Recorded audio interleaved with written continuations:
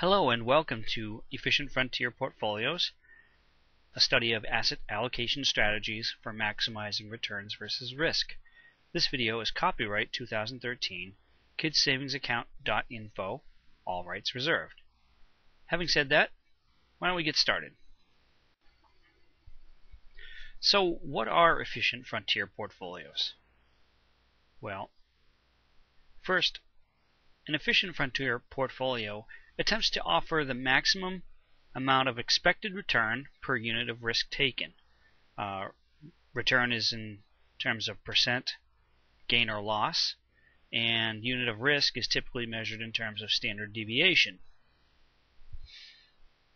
Efficient frontier portfolios are designed to use a balanced combination of uncorrelated assets to achieve an efficient portfolio.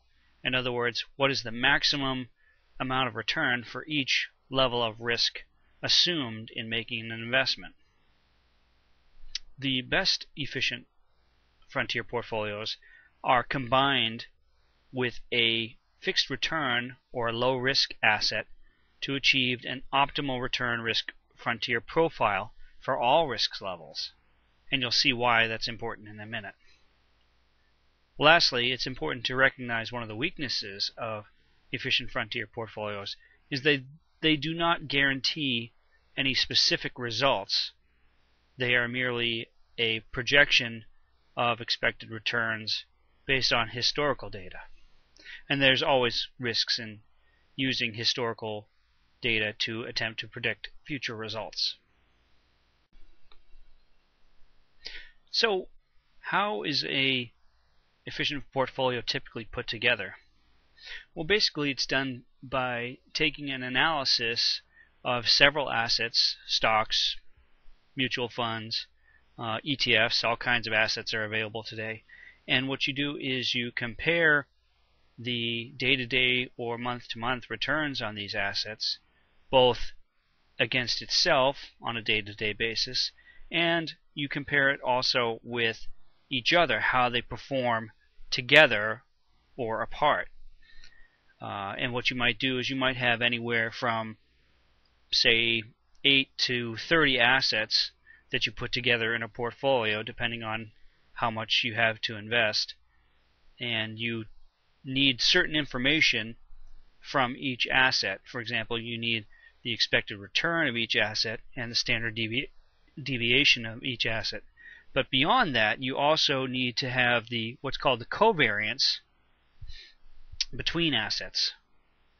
And once you have how the assets both correlate with each other and how they covary with each other, you can put together a more complete risk-return profile for each level of assets. And then it's just a combination of figuring out which combination is best going to work to produce the most return for the least risk. I mean, it sounds easy to put it in a sentence like that, but really it means asking the computer to do thousands and perhaps millions of analyses of different combinations to come up with the right allocation strategy.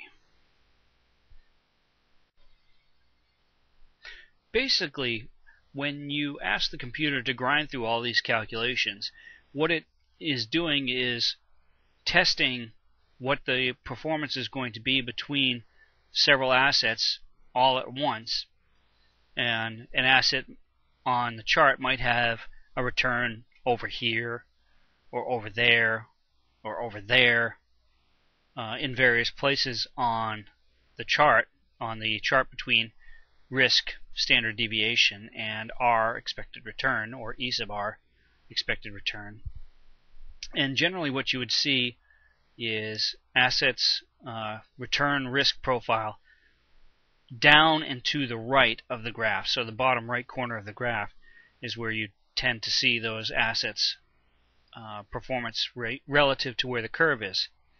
And what you see in terms of the curve is how the assets work together. The better the combination of assets you have, the further up and to the left the curve will be.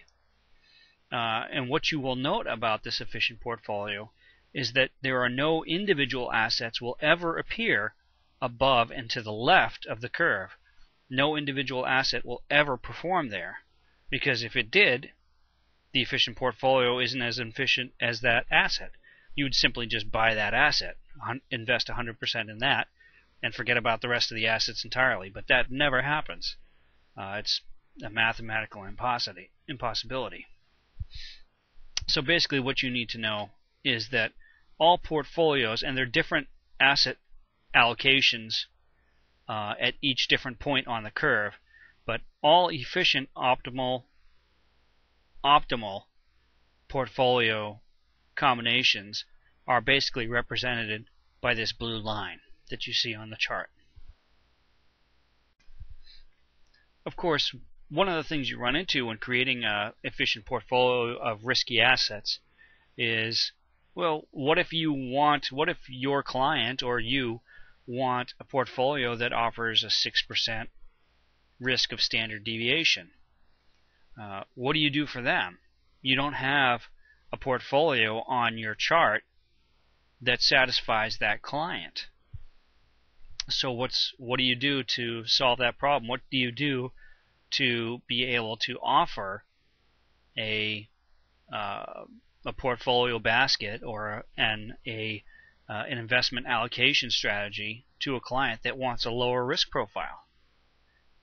Well, what you do is you add a risk-free asset, basically zero standard deviation or near zero, and you add that to the mix of your portfolios. You create a portfolio that's one basket, and you create a second asset, which is just the risk-free rate, the risk-free asset like a treasury bond, treasury bill, or to a lesser extent a CD, a high-rate CD, also satisfies most of the requirements for that.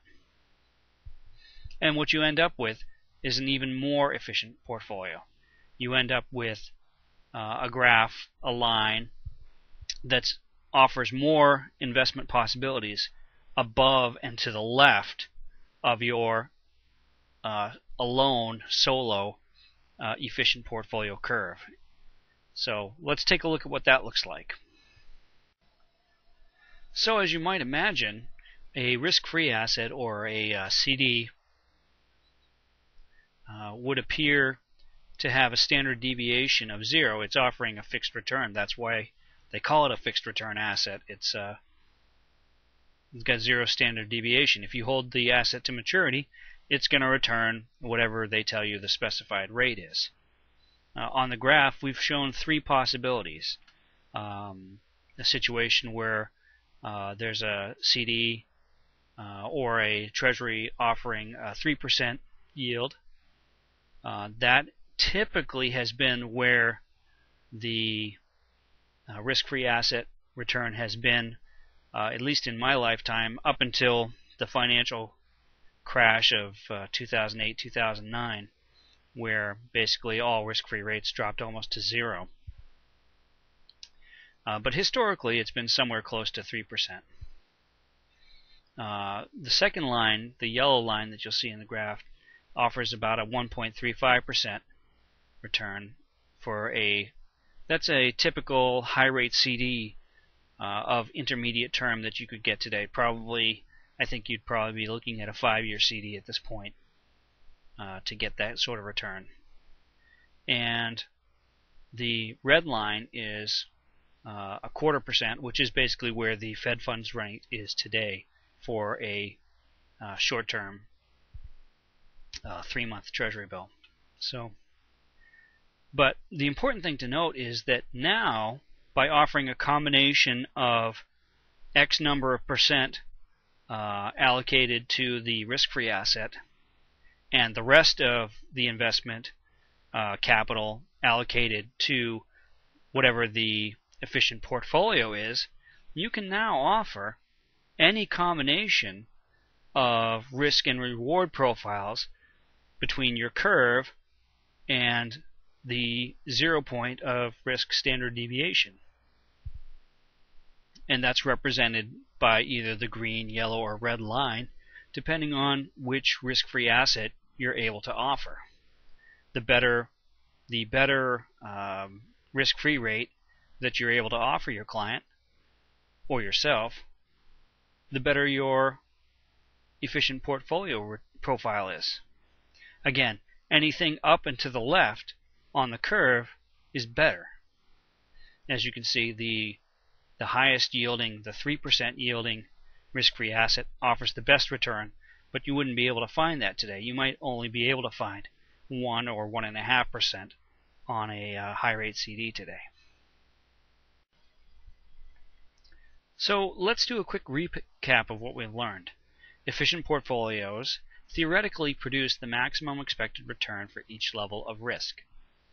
They require that the risky asset portfolio be combined with a risk-free asset or assets, such as a high-rate CD or a treasury bill, to achieve the maximum return per risk profile for all risk levels. Results improve the less correlated assets are in the portfolio. Also, efficient portfolios rely on historical results to suggest or predict future outcomes, which is a weakness of the efficient portfolio theory. Thanks for taking the time to check out this video. You can learn more by visiting http://kidsavingsAccount.info/efficientfrontier. I just want to remind you to thank you for watching this video, and this video is copyright 2013 kidsavingsAccount.info. All rights reserved.